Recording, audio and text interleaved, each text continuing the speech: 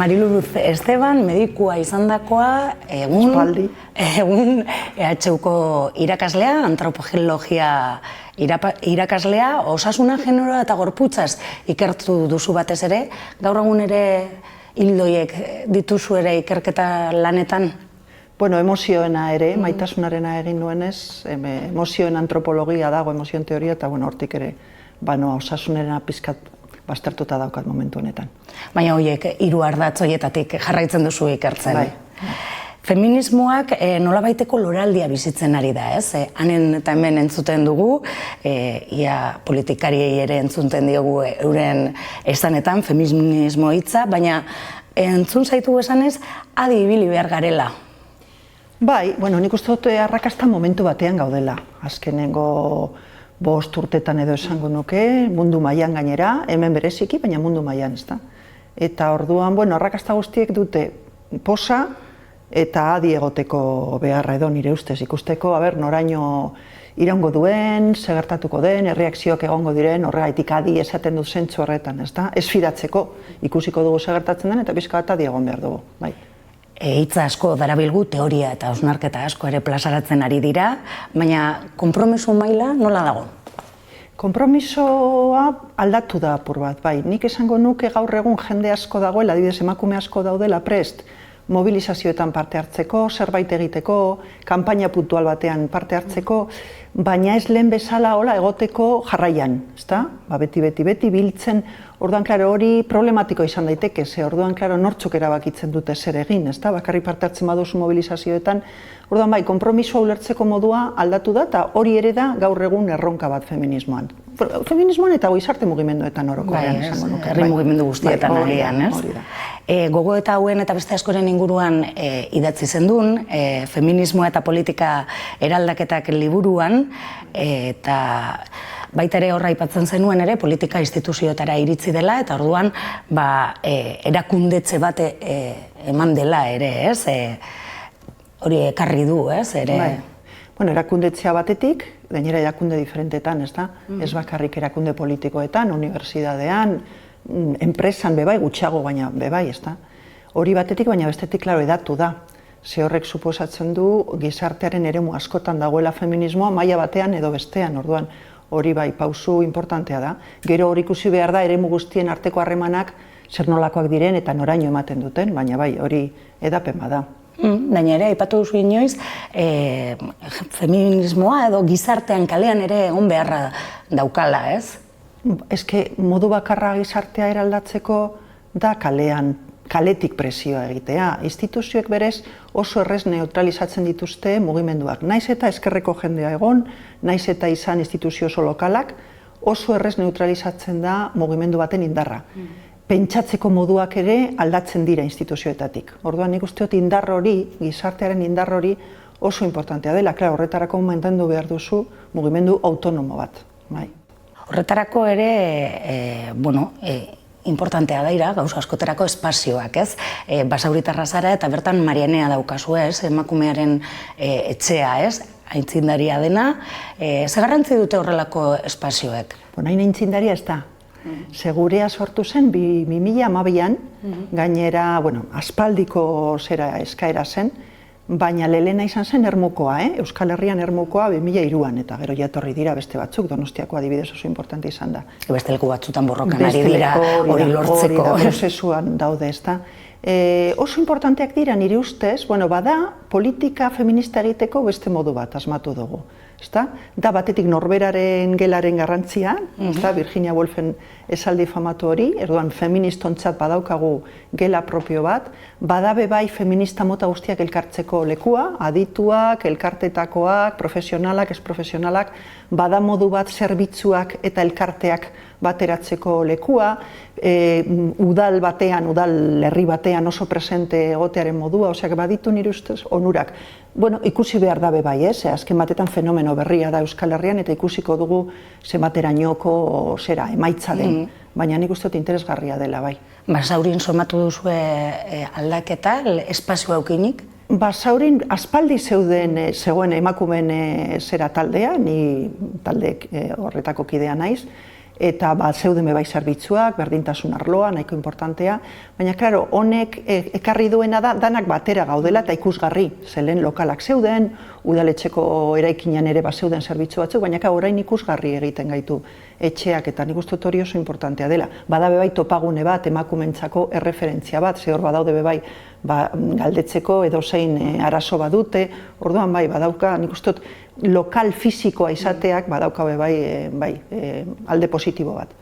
Gorputzaren inguruan ere ikertu duzu, baina sentsazioa dugu gorputzaren presentzia agian kontu askotan desagertu egin dela. Ez? Hau da, ez dakit, pentsamendu edo salaketa asko egiteko virtual bilakatu direla, ez? Sarean hainbat espazio daude eta hainbat gizarte sare sozial eta abar, eta hor aktibitate handia dago, baina gero ematen du gorputza desagertu egin dela. Ez dakit noraino, ez dakit ados nagoen horrekin. Egia da, baina eske gorputz virtual hori gorputz bada, eta eragina dauka gorputz bizikoetan ere bai. Orduan, ez dakit, eta gero bestaldetik feminismoaz hitz egiten badugu, nik usteot gorputzak hartu duela garrantzia handia. Pentsatu behar da protestak egiteko moduak asko aldatu direla, sormen handia dago hor, performanceak eta dago gauza modernoak egiten ditugu gaur egun, lehen ere baina gaur gehiago, eta hor gorputzak papera handia dauka. Orduan, nik uste diversifikatu dela gorputza, agian. Eskutatu baino lehen, diversifikatu da. Euskara eta feminismoa hortan ere jardun duzu, ez? Eta gainera, aipatu duzu behin baino gehiago, euskalgintzak gakoak topatu dituela feminismoan, ez?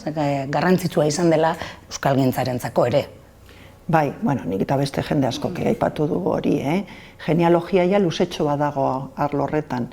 Eta bai, horre egin dira nik uste dut, aliantza interesgarria euskalgintza eta feminismoaren artean. Dena den hor pentsatu behar da, feminismoak egin duen ekarpena nori egin dion. Ze nik batzutan adibidez mintegiak edo hitzaldiak antolatzen direnean ikusten dudan publikoa da nahiko feminista. Orda nik ez dakit publikoa ez hain feminista, euskalgintzan dagoen publikoak, noraino hartzen ari den emaitza horiek, ez da. Eta gero beste aldetik badaukat sentsazioa feministok esaten duguna euskalgintzari buruz, ja euskalgintzan zuzenean daudenek ja ikusita daukiela. Orduan, aliantza hori interesgarria da, baina horretan ere nik nahiko kautoa naiz. Saretzea egonda ere, ez, feminismoa eta beste herri mugimendu batzuekin, ez bakarrik euskalgintzarekin, ez? Bai, gainera joera horti doa, herri mugimenduen arteko aliantza gero eta importanteagoak dira. Gero eta ekimen gehiago daude, ekimen batean non elkartzen diren mugimendu desberdinak. Nik uste horrek badaukala zerikusia krisiarekin, bizitzen dugun momentu historikoarekin, pizka bat ziurtasun eza daukagu, politikari dagokionez, ekonomikoki ere gauden moduan, ekologikoki badaude hor krisi batzuk, eta migrazioaren krisia, errefusiatuena, arazo sozial asko, eta orduan horri aurre egiteko modua, ja ez da lehen bezala mugimendu bakoitza bere arloan, baizik eta normalean jarraitzen dugu, baina ja batzen gara, eta aurre egiten diogu modu bateratuan, eta aliantza horiek oso interesgarriak dira, bai. Gure hizkuntzak ez du generorik eta honek gure diskurtso politikoan ere eragin dezakela, esan duzu, behin baino gehiagotan. Bai, nik uste dut euskarak badituela onurak, genero markarik ez dago, eta orduan, askotan jartzen dudan adibidea da, zuk esan dezakezu ama zarela, ama basara, edo esan dezakezu gurasoa zarela. Eta batak eta besteak ez dira, horien emaitzako, horien ondorioak ez dira berdinak, adibidez, ezta? Orduan, nik uste dut euskarak sormenerako, baina ez sormenerako bakarrik fikzioari dagokionez, pentsamendurako ere interesgarria. Hizkuntza bakoitzak baditu bere abantaiak eta desabantaiak. Bakoitzaren jardunean, esan nahi duzu, ez? Hori da, orduan bilatu behar dugu euskararen arloan zen nolako abantaiak edo zen nolako onurak topatzen ditugun hor adibidez pentsamendu feminista garatzeko edo ez dakit politika feminista egiteko, bai. Hizkuntzan feminismoak ere badu garrantzia. Hori da, hori da. Usurbilen, jakin eta hau eurekin ere arituko zara maitasun erromantikoaz. Hori ere baita ere... Nire gaietako bat. Gaietako bat, ez? Aspaldi ikertu duzuna, eta esan izan duzu maitasunak sistema eusten duela, ez? Bai, argamasa bat edo dela, mantentzeko bakoitza bere lekuan, emakumeak eta gizonak, eta desberdina garen orokorrean, ze pentsatzen badugu adibidez fikzio romantikoa, ardezagon edo zein pelikula, Pretty Woman edo gaur egungo beste pelikula bat, eta hor ikusten da nola aurkezten zaigun diskursoa da maitasunaren bidez topatzen direla gizartean desberdinak direnak, desberdinak ekonomikoki edo sozialki edo, eta maitasuna dela modu bakarra eurak elkarrekin egoteko. Klaro, hori trampa bada, hori ez da egia, ez da benetan ez da egia. Baina hori da saltzen zaiguna. Orduan, maitasunak mantentzen du elkarbizitza mota bat, familia mota bat, mantentzen du orden sozial bat. Ez bakarri maitasunak, baina maitasuna horren erdigunean dago bai.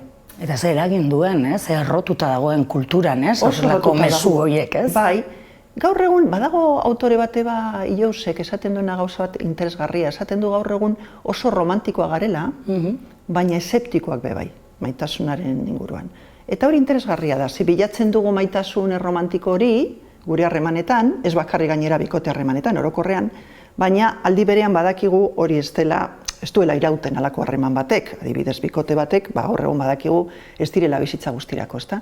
Orduan eszeptizismo punto badago, baina aldi berean romantikoa gara. Eta horrek sortzen du kontraesan bat pertsonengan. Hori gero aplikatzen da diferente emakumei edo gizonei, ezta? Guztiok daukagu ideologia romantiko hori, batzu gehiago edo gutxago, emakume hoiz jartzen zaigu hori gure bizitzaren erdigunean. Gure bizitza antolatzen da horren inguruan, edo horren kontra, baina hortxe. Eta gizonek aldiz orokorrean badute hori, baina euren helburu nagusia ez da derrigorrez hori. Orduan, libreago daude. Horrek ez du esan gura gizonek ez duteni sufritzen maitasunagatik, ez da hori.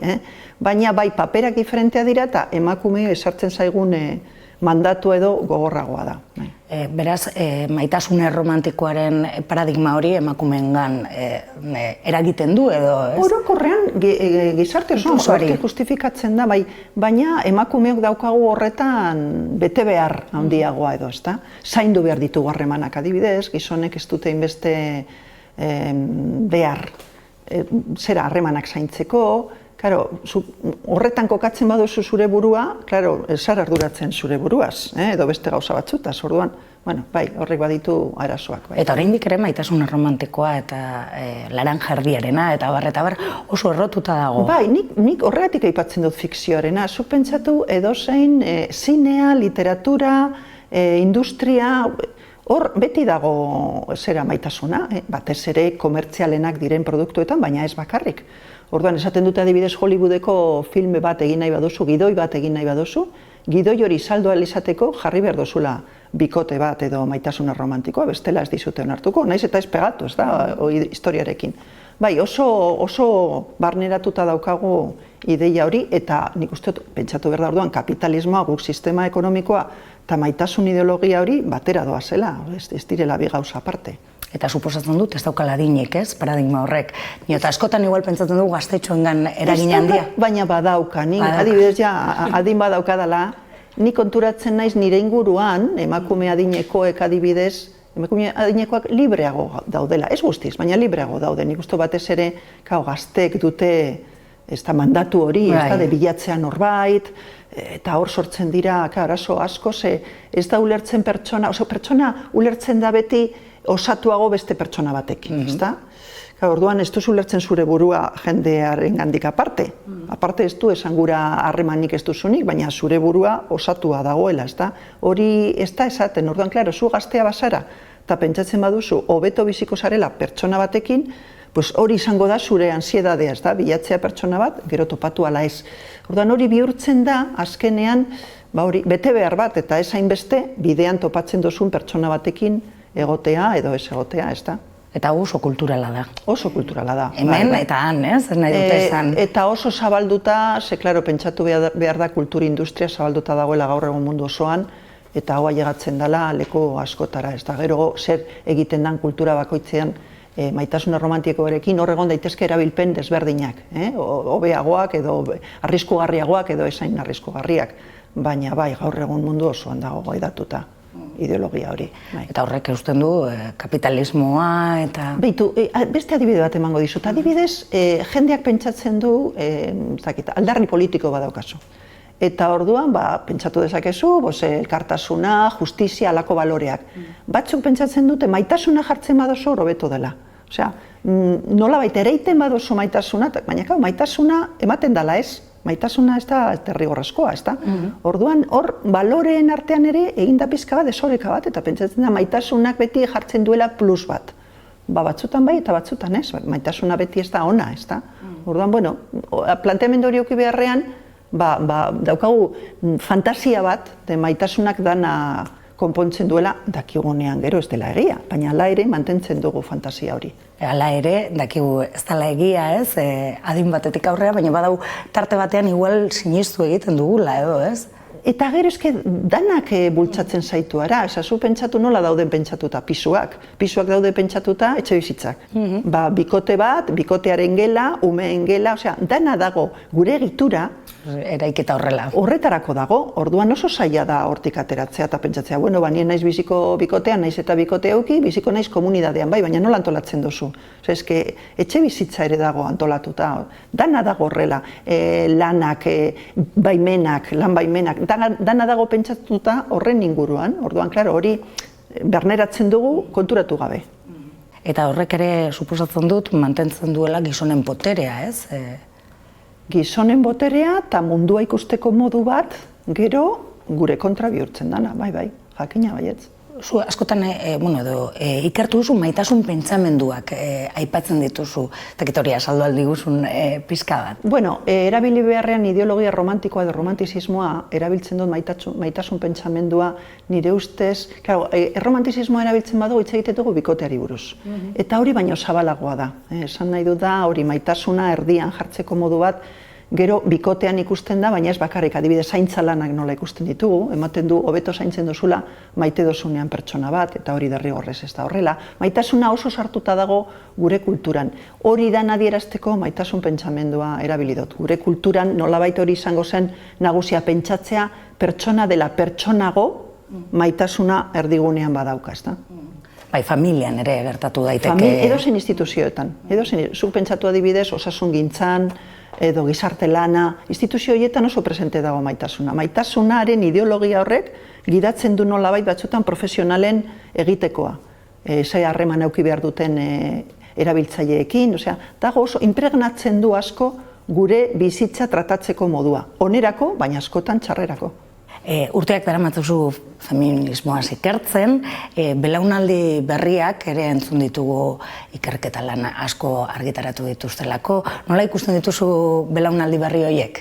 Nik ikusten ditut oso ondo, nik uste dut belaunaldi gazte bat oso ederra daukagu, adibidez feminismoan oso emakume oso ondo formatuak, oso aktiboak, ez dakit ni oso arronago horrekin. Hor badaude bai arrisku batzuk, klaro, berriak dira, batzutan pentsatzen dute dana asmatu dutela eurak, batzutan arriskoan dago tradizioa, genealogia nola transmititu, eta ze batzutan pentsatzen da, hau egiten da bai, baina hau egiten zeme bai duela 20 urte. Bueno, transmisio hori ere egin behar dugu, baina nik uste dut 2008an egin ziren azken jardunaldi feministak Euskal Herrikoak, eta gazte asko gerturatu ziren, eta nik gogoratzen naiz hor geunden pizka baia nagusia ginenak oso pozik jarri ginen ze ikusten genuen hori zala pizka bat feminismoaren jarraipena.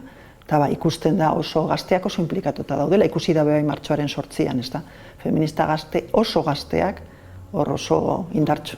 Talde gazte asko gainera sortu dira, herri auzo eta... Bai, herri askotan, auzo askotan, batzutan neskek usten dituzte talde mistoak, talde misto batean badaude, eta sartzen dira feminismoan. Feminismoa da oso modu ona, nola esan, afektatzen du bizitza osoa.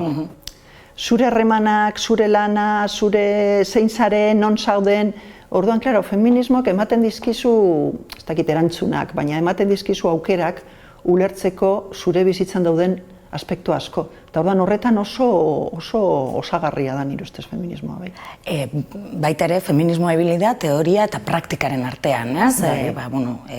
Beti da, bai, teoria eta praktikaren arteko harreman bat. Harreman bat, ez? Gaur egun ere horrela izaten ari da, ikusten duzu ere hori horrela gauzatzen ari da? Bai, batzutan esango nuke pizka deskonpentsatzen zaigula. Teoria garatzen dugu gehiago praktika, baina, klaro, praktika batzutan zailagoa da, ez da?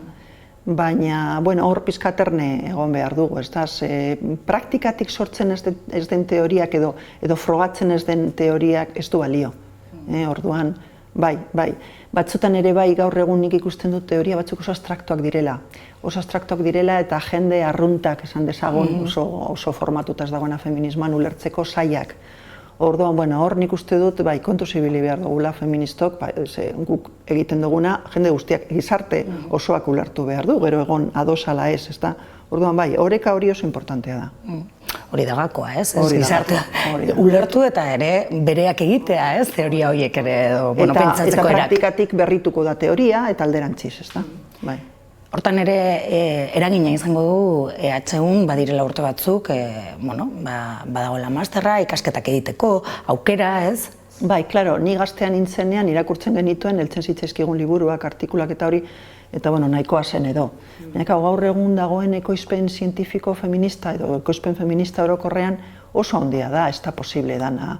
Orduan, ikasketa horien bidez ere, jendea bai espezializatzen da, edo nik uste jende gazteak ere ikusi du dela modu bat formatzeko batetik, eta bestetik gero lanari begira, lan irteerak ere hortik topatzeko. Orduan hor badaude feminista asko, igual elkarte batean daudenak, eta aldi berean ikasten unibertsitatean, beste batzuk ez. Baina hor ere bai, adi egon behar dugu aberse harreman ematen den, unibertsitatea eta gizartearen artean, ez sortzeko hierarkiak, ze bestelak moten du unibertsitatetik. Batzuk bakarrik hitz egin dezaketela, ez? Eta hau denon kontua izan daiteke. Eta batzutan kalean dagoen jendeak ikasketa unibertsitarioak eduki gabe oso jakintxua da, oso azterketa honak egiten ditu, eta hor pizka bat kontuz ibili behar gara bai. Lehen aipatu duzu ere Euskal Herrian gertatzen ari dena, pizka bat munduan gertatzen ari dena ere. Beraz, munduan ere feminismoak indarra hartzen ari da. Bai, gainera esango nuke globalizatu dala asko feminismoa. Bai, pentsatu gurean egon diren mobilizazio handi hauek Latinoamerikan ere eman dira, adibidez indarkeria matxistaren inguruan sortu dira asko. Bai, Latinoamerikan eta Estatu Espainiarren eta hori bereziki, baina Estatu Batuetan ere, bai. Trump igo zenean boterera, hor egin zen Washingtonen alako Women's March, eta esaten dute hori dela Vietnamgo gerratik Estatu Batuetan egindan mobilizaziorik handiena. Eta gainera hor ere ikusi zen emakumeek ez zituztela bakarrik defenditzen emakumeen eskubideak, baizik eta bihurtu zirela nolabait, problema sozial guztien bozeramale edo ordezkari. Eta hori ere bada hemen, feministak ez dugu bakarrik hitz egiten emakumeen arazo ez, nolabait bagara gai gizartean dauden problema guztiak gure ganatzeko eta pizka bat digeritzeko. Eta gurean ere feminismora ere etorri dira bestelako emakume batzuk ere, ez nahi dut esan? Bai, eske lotura handiak daude, adibidez gure artean Euskal Herriko feminismoak baditu lotura handiak, adibidez, ez bakarrik estatu mailan hori jakina, baina Latinoamerikako adibidez mugimenduekin, eta lotura handiak daude. Bai, nik uste dut aliantza horiek ere bai oso importanteak dira, hor sortzen dira eztabaida berri batzuk, ez da batzuk esaten dute bai, baina Europan zaudetenok pizka bat, ez da, daukazue pentsamendu bat, eurozentrikoa, eta ez dakiz arrisku batzu daude, bale, oso ondo, baina aliantzak ematen dira, eta nik uste dut hortik guztiok ateratzen garela irabazle. Feminismoa zentroan jarri da, edo jarraitzen du periferian egoten? Zentro batzuetan. Batzuetan, nik uste dut ezin da orokortu, Euskal Herria hartzen badugu, Euskal Herrian leku batzuetan oso presente dago, komunikabide batzutan oso presente dago, eta horrek batzutan ispilatze efektua egiten du, ematen du gizarte osoan dagoela horrela, baina nik uste dut badaudela sektore batzuk eta eremuak batzuk non feminismotik aparte bizi diren eta oso tranquil, ez da. Orduan, ez nahi dugun beste, esango nuke ez nahi dugun beste. Eta gero batzutan ideologia feminista da berniz bat bezala, ez da? Ikusten dozu eta dana da feminista, baina egiten dozu apur bat horrela txamarrarekin, ez da, asaskalarekin, eta ikusten da ezetz. Orduan, kontuz ere kontzientzia feministaren maila azaleko hoiekin, ez da. Aipatu duzu bi aldiz elkarrizketan martxoaren 8, ez? 2 urtez, greba orokorra, izugarria Euskal Herrian gertatu dena. Horri zer etorriko den, geldituko da, jarraituko du izaten? Ez dakit, ze horben ni pizka bat, ez dakit, ze adibidez, orain egin dugunean azkenengo martxoaren 8, jendeak ez du, datorren urtean, urrengo greba, eta batzuk esaten genuen, baina horrela jarraituko du, urtean behin greba handi bat, hori ez da nahikoa, nik uste dut, eta hori zalantzan dago, kapaz izan beharko ginetekela feministak agenda politikoan eragiteko danak batera. Aprobetxatzeko indar hori egiten ari gara, baina esango nuke ez guztiz. Claro, zailagoa delako, gai batzuk errezagoak dira, indarkeria matxista adibidez, behintzat elkarretaratze moduan, politikari guztiak daude prest, ez da, euren jarrera agertzeko, baina ez dakit noraino eraldaketa lan sakonak eragiteko gizartea prest dagoen, adibidez ikusi da orain zaharretxetako langileekin edo etxesetxeko langileekin, arazo asko dituzte eta orduan ez dakigu, nik uste dut aprobetxatu behar dela emakumeen indarra, baina hortik pizkatarago joan beharko dugula. Feminismoak libreago egiten gaitu, irakurketa kritiko baten aurrean jartzen gaitu? Dudabarik, ez dakite guztiz libreak, ez gara izango feminista jakina ez. Baina, ematen dizkigu aukerak, ematen dizkigu gakoak, esarri zaizkigun mandatu hoiei pizka bat aurre egiteko, eta erantzuteko, eta erresistitzeko. Orduan nik uste dut horretan, libreago egiten zaitu feminismoak, bai.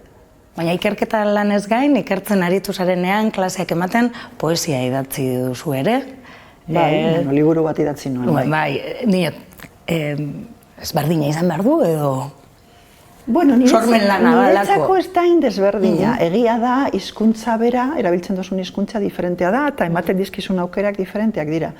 Baina nik erabili dut poesia bai, nire burua ulertzeko, eta nire inguruan dauden arazo edo gai batzuk planteatzeko. Orduan registro desberdinak dira, baina nik uste dut, nik kontatu nahi dodana ulertzeko begiratu behar zaio saiakerari eta poesiari, nire ustez, bai.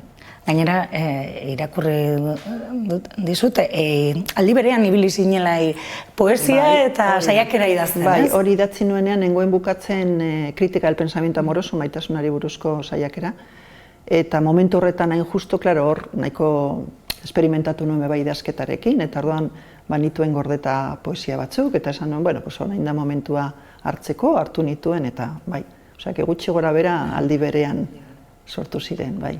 Beraz, ez dakit, gehiago olako sormen lanen bat edo... Ikusiko dugu. Baina, ez dut, ni oso interesatuta nago idazketa forma diferentetan. Antropologian nagoenez, idazteko moduak ere horretaz pentsatzen dugu, ez da? Ez daukagu bakarri modu bakarra idazteko. Orduan, poesiak ere ematen dit aukera gero saiakera bat egiten dodanean, esperimentatzeko bai idazketarekin. Orduan, oso hurbil ikusten ditut nik literatura eta saiakera antropologikoa adibidez. Plazaratzerakoan, dinotez, publikatzerakoan, zeinekin zaude, ez dakit, urduriago edo, ez, azkenen? Gaur egun antzera. Egia esan, liburu atera nuenean, publikoa diferentea zen, ez da? Eta publikoa eta produktua bera. Orduan, hasieran apur bat, zer gertatzen den, ez da? Baina gaur egun esan nahi du, pasatu dira urte batzuk, eta hitz egin dut asko, errezitaldi txikitxo batzuk ere. Gainera, itzulia izan da ere. Itzulia izan da bai katalanera eta bai gaztelerara, eta horrek sortzen ditu bai, edo sortu ditu 2 liburu diferente, publikoa diferentea dalako. Irakurle gehiago. Irakurle gehiago, eta orduan, bai, eta injustu, adibidez, gazteleraz, nik badauk, nire irakurleak badaude, ez da, saiakeren irakurleak. Orduan, hori ere sorpresa, ez da, irakurtzen dutenean poesia liburua pizka bat.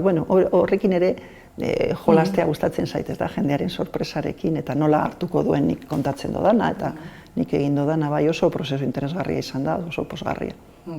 Eta ikerketa ildotik, emoziotik eta maitasunaren inguruan dihartu zu orain egun? Bai, hain justu orain, gauza diferenteak, baina daukagu lantalde handi bat, eta gaude aztertzen hain justu gizarte herri mugimenduen arteko aliantzak. 3 ikerketa talde handiak, eta ez bakarrik antropologiatik, komunikazioatik eta zientzia politikoetatik ere bai, eta hor gaude ikusten Euskal Herrian ematen diren aliantza gaur egun. Esango dugu horren berri. Igual, bai. Mariluz, eskerrik asko. Mila esker zuei.